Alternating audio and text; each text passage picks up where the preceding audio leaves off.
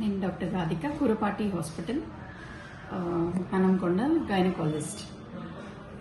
జై స్వరాజ్ టీవీ తరపున డాక్టర్స్ అందరికీ డాక్టర్స్ డే శుభాకాంక్షలు. అయితే ఈ జూలై 1వ తేదీన డాక్టర్స్ డేగా సెలబ్రేట్ చేసుకోవడం జరుగుతుంది. డాక్టర్స్ డేని ఎందుకు సెలబ్రేట్ చేసుకుంటున్నాము? డాక్టర్ బిసి రాయ్ గారి జయంతిని స్మరించుకుంటూ ఆయన గౌరవార్థం డాక్టర్స్ డేని సెలబ్రేట్ చేసుకుంటున్నాము. ప్రతి వృత్తి దేనికదే సాటి, కానీ అన్నిటికన్నా వైద్య వృత్తి భిన్నమైనది.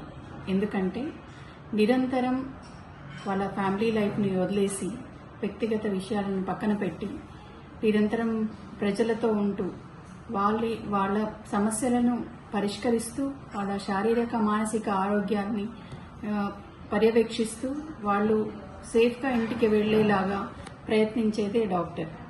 అలాంటి డాక్టర్కి మనం ఎంతో గౌరవం ఇవ్వాల్సిన అవసరం ఉంది. ఈ రోజుల్లో ఇప్పుడున్న పరిస్థితుల్లో, ఈ ఆధునిక యుగంలో టెక్నాలజీ పెరిగినప్పటి నుంచి ఈ టెక్నాలజీ ఎప్పుడైతే ట్రీట్మెంట్లో ఒక భాగమైందో అప్పటి నుంచి ట్రీట్మెంట్ కాస్ట్ కూడా పెరిగింది. మేడం, ఒక పేషెంట్ క్రానికల్ కండిషన్లో ఉన్నప్పుడు కార్పొరేట్ హాస్పిటల్కి వచ్చే ప్రయత్నంలో ఎక్కువ దోపిడీ ఉంటుందని చెప్పేసి ఒక నానుడి ఉంది. దీనిపై మీరేమంటారు?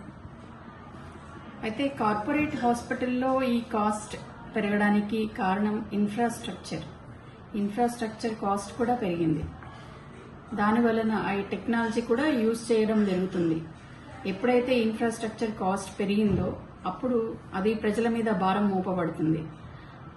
కానీ నిజంగా చెప్పాలి అంటే ఇది ఇన్ఫ్రాస్ట్రక్చర్ డెవలప్మెంట్ వల్లనే ఈ కాస్ట్ పెరిగింది తప్ప డాక్టర్ సర్వీస్లో మాత్రం ఎలాంటి తేడా లేదు.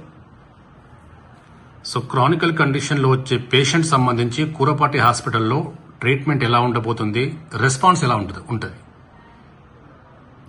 క్రానిక్ పేషెంట్స్కి మనం ట్రీట్మెంట్ ఇచ్చే విధానంలో వాళ్ళ ఆర్థిక పరిస్థితులను బట్టి, వాళ్ళ ఆరోగ్య పరిస్థితిని బట్టి ట్రీట్మెంట్ ఇవ్వడం జరుగుతుంది. వీలైనంత వరకు వాళ్లకు పేమెంట్ చేసుకోగలిగే పరిస్థితులు ఎంతవరకు ఉన్నాయో చూసి అంతవరకు ట్రీట్మెంట్ ఇవ్వడానికి ప్రయత్నం చేస్తాం. మేడం, మీరు సీనియర్ గైనకాలజిస్ట్ గా మీ దగ్గరికి వచ్చే రక్తహీనతతో బాధపడుతున్న ప్రెగ్నెన్సీ లేడీస్ సంబంధించి ట్రీట్మెంట్ ఎలా ఉంటుంది? ఎలా అంటే సరైన ఆహారం, సరైన నిద్ర, మంచి ఆహారపు అలవాట్లు, వ్యాయామం ఇవన్నీ చేస్తే వాళ్ళు ఎంతో ఆరోగ్యంగా ఉండే అవకాశం ఉంటాయి. దానివల్ల మంచి ఆరోగ్యంగా ఉన్న బిడ్డ కూడా క్షేమంగా బయటపడే అవకాశం ఉంటుంది. సో దీనికోసం వాళ్ళని ముందు నుంచే ప్రిపేర్ చేస్తాము.